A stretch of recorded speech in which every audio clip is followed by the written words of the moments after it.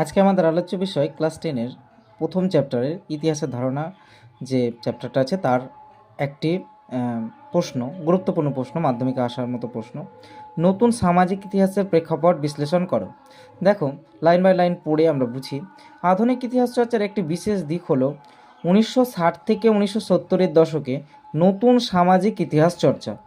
এটি ছিল প্রচলিত ইতিহাস চর্চার একটি বিকল্প এবং সংশোধনবাদী ধারার ইতিহাস চর্চা। এই সময় নানান ভুল এবং নানান কিছুকে সংশোধন করার একটা যুগ এসেছিল।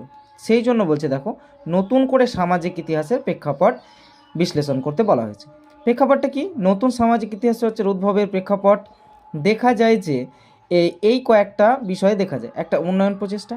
প্রথম এবং দ্বিতীয় বিশ্বযুদ্ধের পরবর্তীকালে উদার সমাজ ব্যবস্থার প্রবর্তন, জীবনযাত্রাসহ জনস্বাস্থ্য ব্যবস্থার উন্নয়নের প্রচেষ্টা এবং মানব সমাজে অগ্রগতির সূচনা এই সময় থেকেই শুরু হয়েছিল।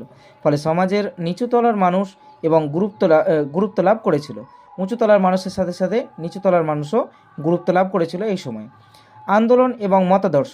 দেখো, 1960 এবং 70-এর দশকে জাতিবিদ্বেষ, যুদ্ধবিরোধী মানসিকতা এবং নাগরিক অধিকার নানান ঘটনা নিয়ে মানুষের মধ্যে নানান ধরনের ব্যাখ্যা এবং মানুষ জেগে উঠতে শুরু করে। নানান ধরনের মতাদর্শ এই সময়তেই শুরু হয়। 3 নম্বর পয়েন্ট বলছে অবহেলিত বিষয়ে গুরুত্বদান।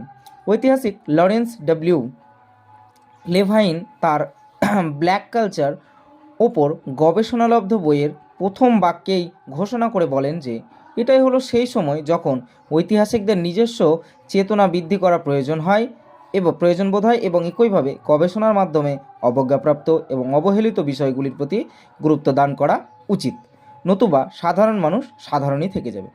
4 নম্বরে বলছে ঐতিহাসিকদের প্রেক্ষাপট। দ্বিতীয় বিশ্বযুদ্ধের পর ইংল্যান্ডের কেমব্রিজ বিশ্ববিদ্যালয় ও মার্ক্সবাদী মতাদর্শে বিশ্বাসী ইউরোপের ঐতিহাসিকগণ সমাজের নিচুতলা থেকে ইতিহাস রচনার সচেষ্ট হন। যে উচ্চতলার লোকের তো অনেক ইতিহাস লেখা হয়েছে, নিচুতলার লোকের ইতিহাসও এবার লেখা যায়, এই বিষয়ে তারা সচেষ্ট হন।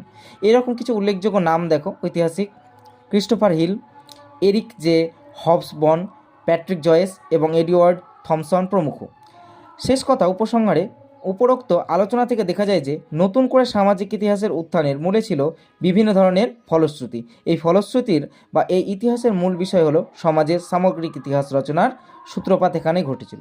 মানে পুরো বিষয় হচ্ছে ইতিহাস আগের যেমনভাবে লেখা হতো শুধুমাত্র রাজা, অভিজাত এবং বড়দের কথাই ছিল, বড় বড় উচ্চ শ্রেণীর মানুষদের, কিন্তু প্রথমবার এই ঘটনাটা হয় যে সাধারণ মানুষ নিয়েও ভাবতে শুরু করে। ধন্যবাদ। সুন্দর করে লাইন বাই লাইন পড়ে নেবে।